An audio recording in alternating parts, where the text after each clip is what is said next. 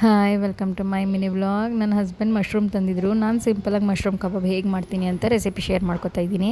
First ಒಂದು ಜಾರಲ್ಲಿ ಶುಂಠಿ, ಬೆಳ್ಳುಳ್ಳಿ, ಹಸಿಮೆಣ್ಸಿಕಾಯಿ, ಕೊತ್ತಂಬರಿ ಸೊಪ್ಪು, ಚಕ್ಕೆ, ಲವಂಗ, ಮೆಣಸು, ಜೀರಿಗೆ ಇಷ್ಟನ್ನು ಹಾಕ್ಕೊಂಡು ಗ್ರೈಂಡ್ ಮಾಡ್ಕೊಂಡ್ರೆ ಆಯಿತು, ಫೈನ್ ಪೇಸ್ಟ್ ಆಗುತ್ತೆ. ಆಮೇಲೆ ಒಂದು ಮಿಕ್ಸಿಂಗ್ ಬೌಲಲ್ಲಿ ಒಂದು ಸ್ವಲ್ಪ ಕಾರ್ನ್ಫ್ಲೋರ್, 1 ಸ್ಪೂನ್ ಮೈದಾ, ಒಂದು ಸ್ವಲ್ಪ ಕಾಶ್ಮೀರಿ ಚಿಲ್ಲಿ ಪೌಡ್ರ್ ಅಥವಾ ಕಲರ್ ಪೌಡರ್ ಎರಡನ್ನೂ ಹಾಕ್ಕೋಬೋದು. ಇನ್ನು ಆಡಿಸಿರೋ ಪೇಸ್ಟ್ನ ಹಾಕಿಬಿಟ್ಟು ಸ್ವಲ್ಪ ಚೆನ್ನಾಗಿ ಮಿಕ್ಸ್ ಮಾಡಿಬಿಟ್ಟು ಆಮೇಲಿಂದ ಸ್ವಲ್ಪ ಸಾಲ್ಟ್ ಹಾಕ್ಕೊಂಡು ಅದಾದಮೇಲೆ ಈ ಥರ ಕನ್ಸಿಸ್ಟೆನ್ಸಿಲಿ ಕಲಿಸ್ಕೋಬೇಕು. ಆಮೇಲೆ ಒಂದು ಪಾತ್ರೆಯಲ್ಲಿ ಒಂದೆರಡು ಕಾಳು ಹಲ್ಲುಪ್ಪು ಹಾಕ್ಕೊಂಡು ನೀರು ಹಾಕ್ಕೊಂಡು ಸ್ವಲ್ಪ ಬಿಸಿಗೆ ಮಳ್ಮಳ್ಳ ನೀರು ಕುದಿ ಬಂದಾಗ ಈ ಮಶ್ರೂಮ್ನ ಹಾಕ್ಕೊಂಡು ಸ್ವಲ್ಪ ಒಂದೆರಡು ಕುದಿಸ್ಕೋಬೇಕು. ಏನಕ್ಕೆ ಅಂದರೆ ಇರೋ ಮಣ್ಣಂಶ ಎಲ್ಲ ಹೋಗಲಿ ಅಂತ.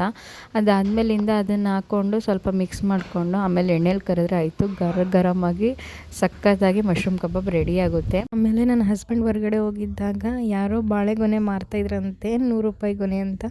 ಆಮೇಲೆ ಅವ್ರಿಗೆ ಪಾಪ ವ್ಯಾಪಾರ ಆಗಲಿ ಅಂತ ಅಂದ್ಬಿಟ್ಟು ಅವ್ರು ಕೇಳಿದ್ರು ಅಂದ್ಬಿಟ್ಟು ಬರೋ ಗೊನೆ ಎಲ್ಲ ತೊಗೊಬಂದಿದ್ರು.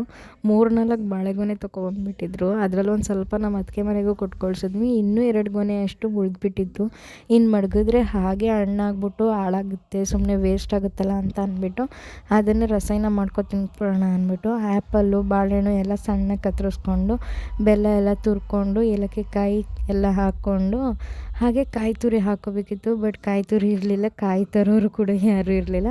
ಸೊ ಹಾಗೆ ಮಾಡ್ಕೊಂಡು ರಸಾಯನ ತಿಂದ್ವಿ. ಇನ್ನು ರಾಮನವಮಿ ದಿನ ನಾನು ಹಬ್ಬ ಮಾಡೋ ಹಾಗಿರಲಿಲ್ಲ ಪರ್ಸ್ನಲ್ ಪ್ರಾಬ್ಲಮ್ಸಿಂದ.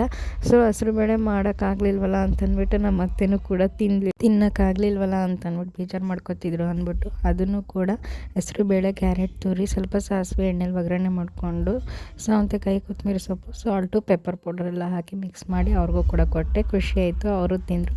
ಇನ್ನು ಮಳೆ ಬರೋ ವಾತಾವರಣ ಇತ್ತು. ಈ ವ್ಲಾಗ್ ಇಷ್ಟ ಆಗಿದ್ರೆ ಲೈಕ್ ಮಾಡಿ, ಸಪೋರ್ಟ್ ಮಾಡೋದು ಮರಿಬೇಡಿ. Thank you.